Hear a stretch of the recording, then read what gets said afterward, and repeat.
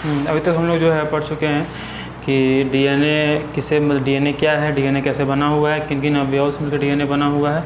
फिर हम लोग पढ़े हुए थे कि डीएनए जो होता है वही आनुवंशिक पदार्थ है। ये साबित करने के लिए दो अलग अलग प्रयोग हम लोग देखे हुए थे। उसमें से एक प्रयोग था ग्रिफिथ का प्रयोग और दूसरा था हर्शे एवं चेज का प्रयोग। ये हम लोग लास्ट वीडियो में देखे हुए थे। अभी आज हम लोग पढ़ेंगे कि डीएनए का रेप्लिकेशन कैसे होता है, मतलब डीएनए का जो प्रतिकृतिकरण होता है, डीएनए का जो प्रतिकृति बनता है, एक डीएनए से जो दो डीएनए होता है वो कैसे होता है। तो मतलब टॉपिक है रिप्लिकेशन ऑफ डीएनए, डीएनए का द्विगुणन, कि डीएनए का द्विगुणन कैसे होता है, कैसे एक से दो डीएनए बनता है। अब बात यह है कि इसकी ज़रूरत क्यों पड़ती है, आखिर एक डीएनए से दो डीएनए बनने की ज़रूरत क्यों है। देखो, जब हम लोग पढ़ते हैं कोशिका विभाजन तो वहाँ हम लोग पढ़ते हैं कि एक कोशिका से दो कोशिका बनता है। अब जो दो कोशिका बनता है तो दोनों कोशिकाओं को क्या चाहिए, डीएनए चाहिए। डीएनए तो सब में होता है। मान लो अगर हम समसूत्री विभाजन का ही बात करते हैं, दो तरह विभाजन होता है, एक होता है समसूत्री, एक होता है अर्धसूत्री। अगर एक कोशिका से दो कोशिका बनता है तो उसको कहते हैं समसूत्री, और अगर एक से चार बनता है, उसमें क्रोमोसोम आधा हो जाता है, उसको बोलते हैं अर्धसूत्री विभाजन। समान रहता है समसूत्री विभाजन में। तो मतलब कि समसूत्री में भी एक कोशिका से दो कोशिका बन रहा है और दोनों में क्या क्रोमोसोम आधा आधा हो जाता है, नहीं। डीएनए तो जितना है, जितना कि मातृ कोशिका में है उतना ही पुत्री कोशिकाओं में भी होता है। तो डीएनए तो मतलब सेम रहता है। मतलब ये है कि जब रेप्लिकेशन हो रहा होगा तो रेप्लिकेशन होने से पहले क्या होता होगा, डीएनए अपनी संख्या को दोगुना करता होगा। अगर डीएनए दोगुना नहीं हो तो फिर इक्वल डीएनए दोनों कोशिकाओं को कैसे मिलेंगी। मतलब कि डीएनए का क्या होता है, द्विगुणन। ऐसे समझो कि मान लो कि अगर एक कॉपी है मेरे पास, एक कोई पेज है और हमको उसको दो लोग को देना है तो क्या करना पड़ेगा, उसको हमको जीरोक्स करना पड़ेगा। उसका एक फोटोकॉपी निकाल लेंगे तो हमारे पास दो कॉपी हो गया, तो हम दो लोगों को दे सकते हैं। तो वैसे ही एक कोशिका के पास एक डीएनए है और उसको दो कोशिकाओं के मध्य बांटना है, तो वो क्या करता है कि एक का जीरोक्स कर लेता है और फिर दो हो जाते हैं तो उनको दो कोशिकाओं में बांट देता है। लेकिन यहाँ पर डीएनए का द्विगुणन पढ़ने से पहले कि डीएनए जो है कैसे मतलब जीरोक्स होता है उसका, वो पढ़ने से पहले हमको ये पढ़ना पड़ेगा कि कैसे किस पद्धति से होता है। क्योंकि अलग अलग मत हैं बताने के लिए कि डीएनए का द्विगुणन कैसे होता है। देखो, एक तो मतलब बात हो गया कि कैसे उसमें हो रहा है, उसमें कौन कौन से एंजाइम इन्वॉल्व हैं, शामिल हैं, कौन कौन सी प्रक्रियाएं शामिल हैं जिससे कि एक से दो डीएनए बन रहा है। एक बात ये हो गया कि उसका जो द्विगुणन हो रहा है उसका तरीका क्या है, किस तरीका से द्विगुणन हो रहा है। ठीक है, तो देखो तीन मत था, तीन मतलब कि लोगों का विश्वास था कि इन्हीं तीनों तरीक़ा में से किसी न किसी एक तरीक़ा से डीएनए का द्विगुणन होता होगा। वो तीन मत कौन कौन से थे, तो पहला मत था विक्षेपक मत। ठीक है, टॉपिक लेना, टॉपिक यही है डीएनए का द्विगुणन, इसी में ये आ रहा है डीएनए का द्विगुणन। ये दो क्लास होगा, आज का वीडियो और अगला वीडियो इसी के बारे में होगा। डीएनए का द्विगुणन, replication of DNA, replication of DNA मतलब कि डीएनए कैसे द्विगुणित होता है, कैसे एक डीएनए से दो डीएनए बनते हैं, वही हम लोग को पढ़ना है। तो डीएनए का द्विगुणन किस तरीक़ा से होता है, इसके लिए तीन मत थे जो कि तीन अलग अलग लोगों के द्वारा दिए गए थे। जो पहला मत था वो था विक्षेपक मत। पहला मत क्या था, विक्षेपक मत। अंग्रेजी में बोलते हैं डिस्पर्सिव मेथड। अंग्रेजी में क्या बोलते हैं, डिस्पर्सिव मेथड। दूसरा मत था संरक्षी मत। संरक्षी मत लिखते चलो इसको साथ साथ में। अंग्रेजी में बोलते हैं कंजर्वेटिव नेचर। अंग्रेजी में क्या बोलते हैं, कंजर्वेटिव नेचर, या ठीक है मेथड भी बोल सकते हैं या नेचर भी बोल सकते हैं, ज़्यादा अच्छा है कि नेचर बोलते हैं। तो डिस्पर्सिव नेचर, कंजर्वेटिव नेचर। तीसरा था अर्ध संरक्षी मत। अर्ध संरक्षी मत, या फिर इसको बोलते हैं semi conservative nature. Semi conservative nature. तो तीन अलग अलग मत थे और इन्हीं तीनों में से किसी एक पर शक था कि इसी तरीक़ा से डीएनए का द्विगुणन होता होगा, या तो विक्षेपक मत से, या संरक्षी मत से, या फिर अर्ध संरक्षी मत से होता होगा। तो पहले तीनों क्या समझ लेते हैं, फिर हम लोग पढ़ेंगे एक प्रयोग किया गया ये दिखाने के लिए कि डीएनए विभाजन एक्चुअली किससे होता है, एक्चुअली ये विक्षेपक मत से होता है कि संरक्षी मत से होता है कि अर्धसंरक्षी मत से होता है, ये साबित करने के लिए 2 वैज्ञानिकों के द्वारा प्रयोग किया गया। लेकिन उसके पहले हम समझ लें कि तीनों शब्द का मतलब क्या है। पहला विक्षेपक मत क्या है, संरक्षी मत क्या है और अर्धसंरक्षी मत क्या है।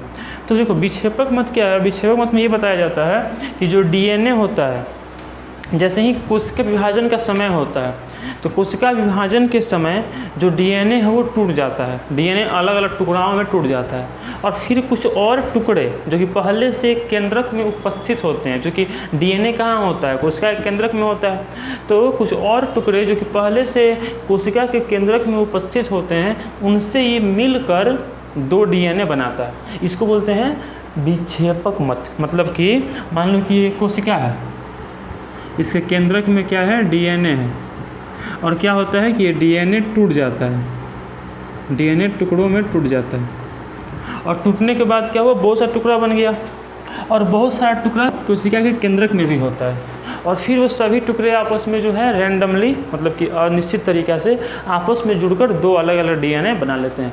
तो इसको बोलते हैं विक्षेपक मत। मतलब मान लो एक डीएनए है, वो 10-12 टुकड़ों या फिर बहुत से टुकड़ों में टूट गया, टूटने के बाद कुछ टुकड़ा पहले से भी कोशिका के केंद्रक में होता है ना, मतलब न्यूक्लियोटाइड टूटेगा तो क्या बनेगा, न्यूक्लियोटाइड तो बनेगा, क्योंकि डीएनए बना होता है किससे, न्यूक्लियोटाइड से, हम लोग पढ़े थे सेकेंड वीडियो में इसके।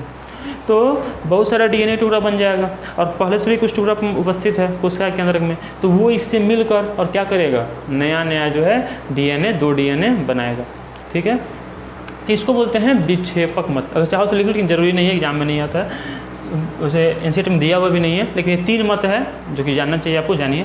तो विक्षेपक मत क्या बोलता है कि इस मत के अनुसार डीएनए छोटे छोटे टुकड़ों में टूट जाता है और कुछ पहले से उपस्थित टुकड़े जो कि कोशिका केंद्रक में होते हैं, कोशिका के केंद्रक में पहले से उपस्थित टुकड़े, इन टुकड़ों के साथ मिलकर डीएनए के 2 भाग या दो डीएनए तैयार करता है। तो इसको बोलते हैं विक्षेपक मत। सही नहीं है, गलत है, बाद में प्रयोग करके इसको गलत साबित किया गया है।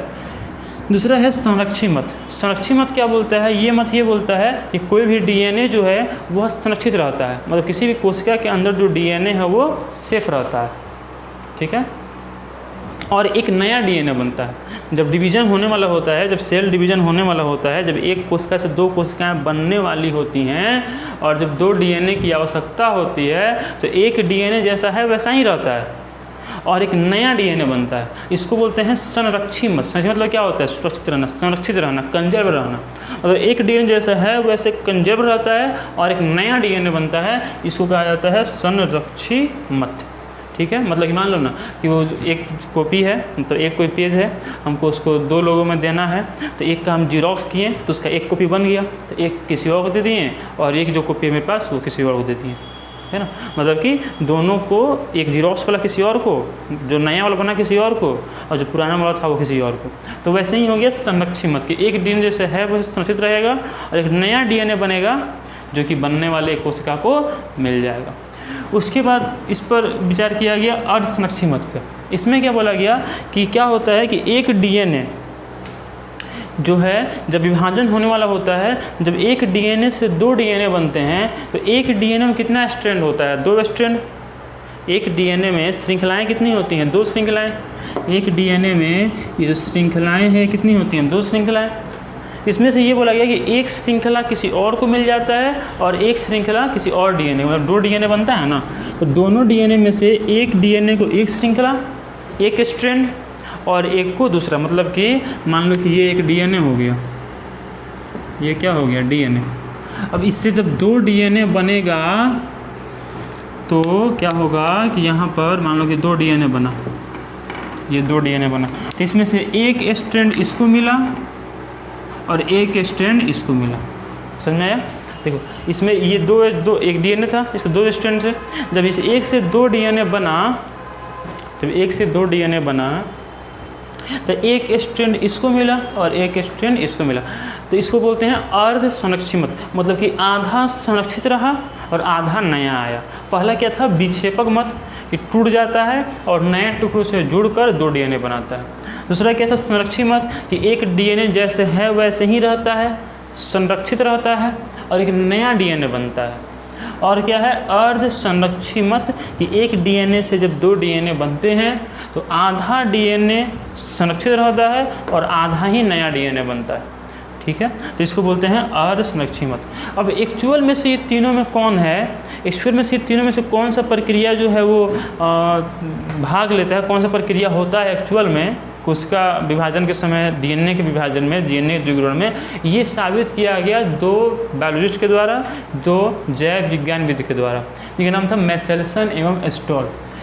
तो हम लोग भी पढ़ेंगे मैसेल्सन एवं स्टॉल का प्रयोग, जिससे ये साबित हो जाएगा कि एक्चुअल में डीएनए इन तीनों में से किस तरीका से द्विगुणित होता है। क्या वो विक्षेपक मत से होता है, या वो संरक्षी मत से होता है, या वो अर्ध संरक्षी मत से होता है। अभी तीनों समझ लिए।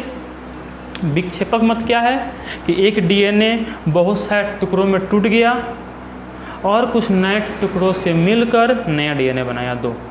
संरक्षी मत क्या है कि एक डीएनए जैसे है वैसे ही रहा और एक नया डीएनए बना।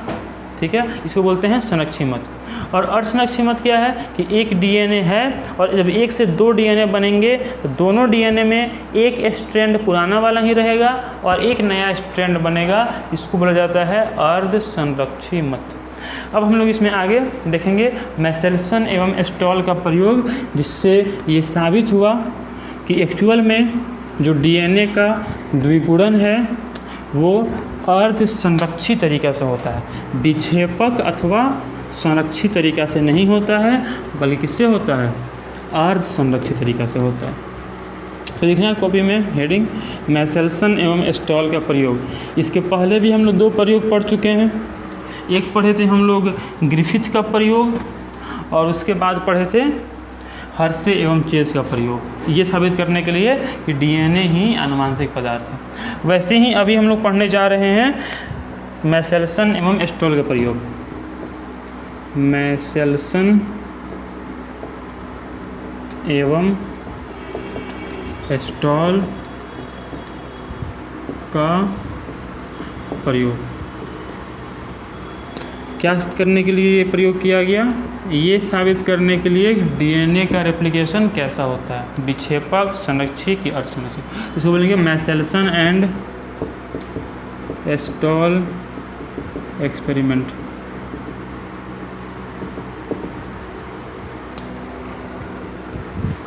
मैसेल्सन एंड स्टॉल एक्सपेरिमेंट। तो इस प्रयोग में जो है इन्होंने आइसोटोप यूज़ किया, मतलब कि समस्थानिक यूज़ किया। समस्थानिक क्या है बताए थे पिछले क्लास में भी। समस्थानिक क्या है, या पढ़े हुए केमिस्ट्री में। समस्थानिक क्या है, तो वैसे केंद्रक जिनकी परमाणु संख्या समान होती है लेकिन द्रव्यमान संख्या अलग अलग होती है, उन्हें समस्थानिक कहा जाता है। जैसे कि मान लो हाइड्रोजन के 3 समस्थानिक हैं, प्रोटियम, ड्यूटेरियम और ट्रिटियम, है ना 3। कौन कौन, प्रोटियम, ड्यूटेरियम और ट्रिटियम। अब ये 3 समस्थानिक क्यों है, क्योंकि तीनों परमाणु संख्या समान है लेकिन द्रव्यमान संख्या अलग अलग। ठीक है, हम बतलाया पिछले वीडियो में एक बात कि जितने भी समस्थानिक होते हैं वो अधिकांशतः कैसे होते हैं, रेडियो सक्रिय होते हैं, मतलब उनसे अल्फा, बीटा अथवा गामा किरणें निकलते रहती हैं। इस घटना को क्या बोलते हैं, रेडियो सक्रियता। और ऐसे जो तत्व हैं उन्हें कहा जाता है रेडियो सक्रिय तत्व। तो इसमें बताया गया कि अधिकांश, हम बताए थे कि अधिकांश जो आइसोटोप होते हैं, अधिकांश जो समस्थानिक होते हैं वो रेडियो सक्रिय होते हैं, मतलब कि उनसे अल्फा, बीटा, गामा किरणें निकलते रहती हैं। लेकिन अधिकांश होते हैं, सब नहीं होते हैं। सब समस्थानिक रेडियो सक्रिय नहीं होते हैं। जैसे कि हम पिछले में बात किए थे, तो वहाँ पर मान लो कि फॉस्फोरस का या सल्फर का जो समस्थानिक था हर्शे एवं चेज के प्रयोग में, वो कैसा था, रेडियो एक्टिव था। लेकिन हर एक तत्व का समस्थानिक रेडियो एक्टिव हो ये ज़रूरी नहीं है।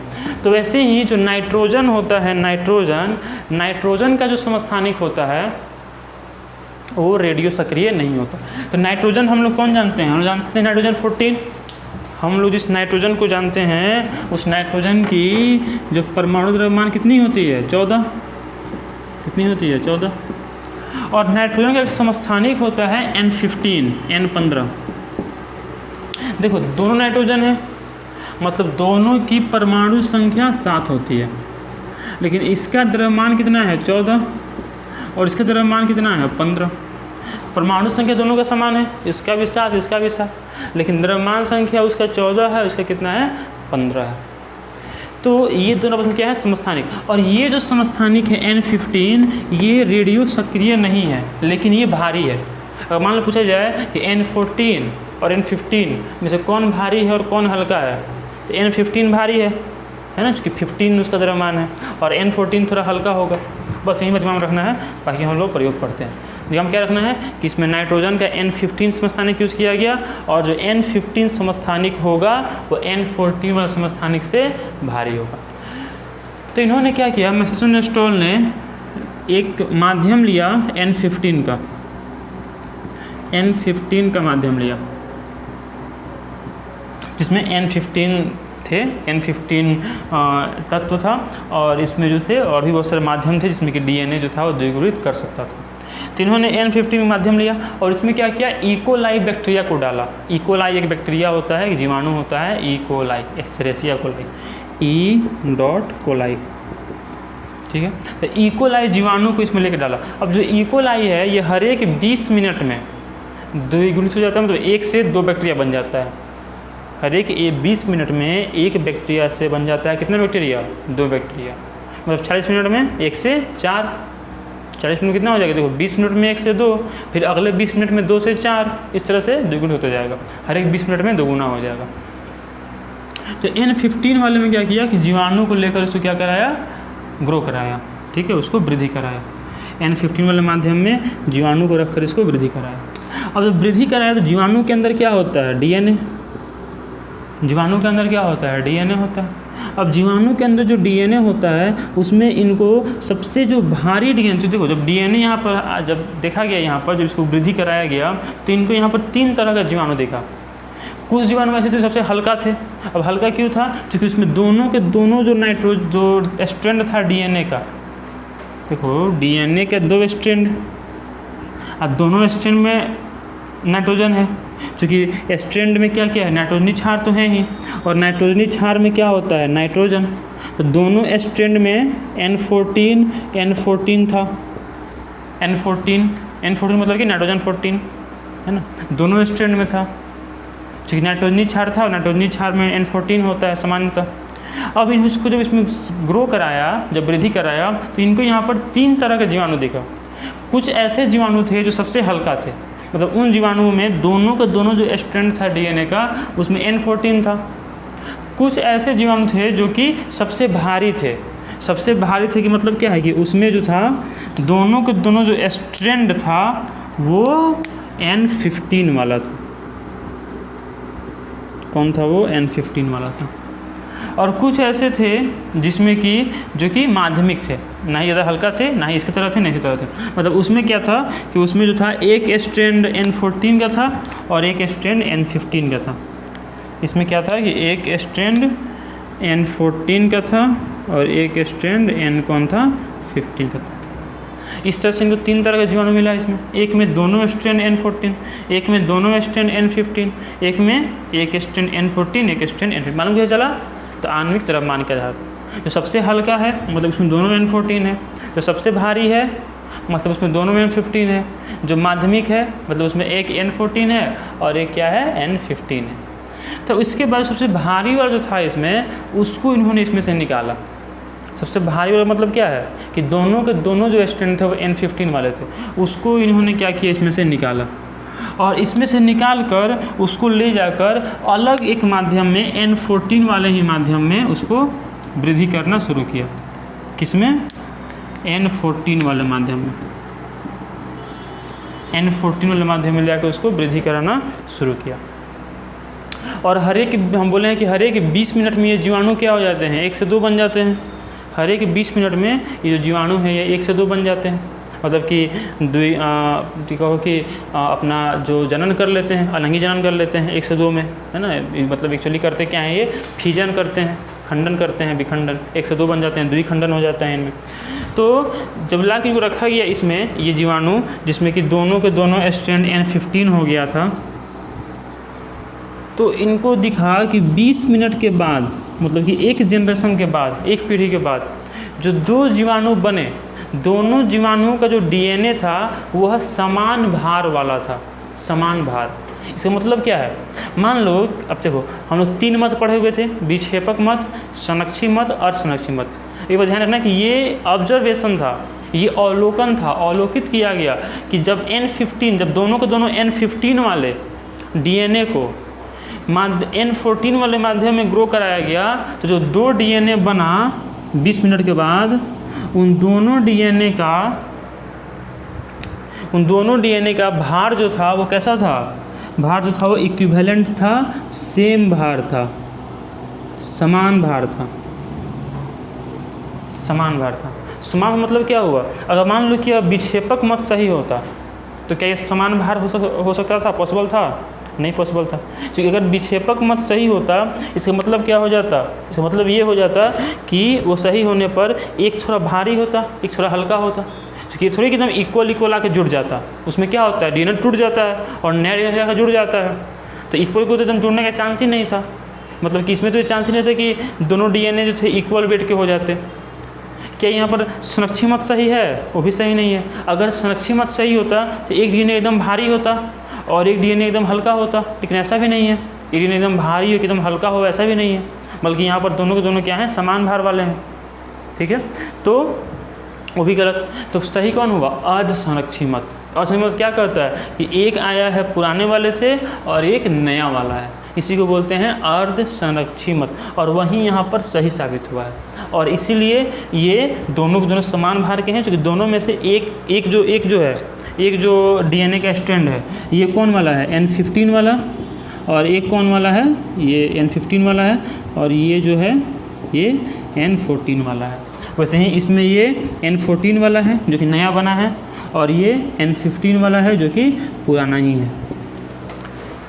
तो इससे ये बात साबित हो गया कि जो डीएनए का द्विगुणन है वो अर्ध संरक्षी प्रकार का होता है, संरक्षी या विक्षेपक प्रकार का नहीं होता है। या फिर से देख लो हम लोग क्या पढ़ रहे हैं, डीएनए का द्विगुणन, कि डीएनए कैसे 1 से 2 बनता है। अब डीएनए का जो द्विगुणन है इसको होने का क्या क्या तरीकाएँ सोची गई थी, 3 तरीका सोचा गया था। एक तरीका कौन था, विक्षेपक मत, संरक्षी मत और अर्धसंरक्षी मत। विक्षेपक मत क्या बोलता है कि डीएनए जो है वो टूट जाता है और नए भागों से जाकर जुड़कर 2 नए डीएनए बनाता है। संरक्षी मत क्या बोलता है कि एक डीएनए जैसे है वैसे ही रहता है और एक नया डीएनए बनता है।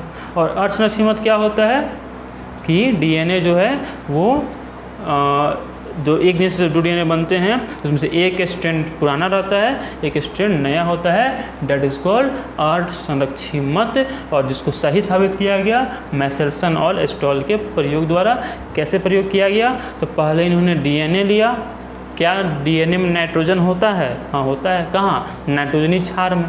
तो इन्होंने डीएनए लिया, इस नाइट्रोजनी क्षार में N14 था, तो समानता N14 ही होता है, और उसको N15 वाले में वृद्धि कराया। और जब दोनों के दोनों डीएनए के स्ट्रैंड N15 वाले हो गए तब उसको इन्होंने ले जाकर क्या किया, N14 वाले माध्यम में ग्रो कराया। और एक पीढ़ी के बाद, मतलब कि 20 मिनट के बाद ये देखा कि जो 2 डीएनए बने वो दोनों के दोनों समान भार वाले थे, मतलब दोनों में एक स्ट्रैंड पुराना था और एक स्ट्रैंड नया था। इससे बात साबित हो गया कि जो डीएनए का द्विगुणन है वह अर्ध संरक्षी प्रकार का होता है, संरक्षी या विक्षेपक प्रकार का नहीं होता है। तो यहाँ पर ये प्रयोग खत्म होता है। अब हम लोग आगे पढ़ेंगे डीएनए के द्विगुणन के बारे में। एक्चुअली डीएनए कैसे द्विगुणित होता है, एक्चुअली एक डीएनए से 2 डीएनए कैसे बनते हैं वो हम लोग पढ़ेंगे आगे, और हम लोग पढ़ेंगे अब नेक्स्ट वीडियो में। इस वीडियो में यहीं तक रहेगा, ये प्रयोग रहेगा। बेहतर होगा इसको एक बार और देख कर अपने हिसाब से इसको कहानी की तरह लिखना याद हो जाएगा। 2 प्रयोग हम लोग पहले पढ़ चुके हैं, तीसरा प्रयोग था, इसके बाद कोई प्रयोग नहीं है। इसके बाद हम सीधे डीएनए के द्विगुणन के बारे में पढ़ रहे होंगे। ठीक है, तो तब तक के लिए पढ़ाई करते रहें, और अगला वीडियो डीएनए के द्विगुणन का होगा, बहुत इंपॉर्टेंट वीडियो है, उसको जरूर देखना। ठीक है, तब तक के लिए पढ़ाई करते रहें। धन्यवाद।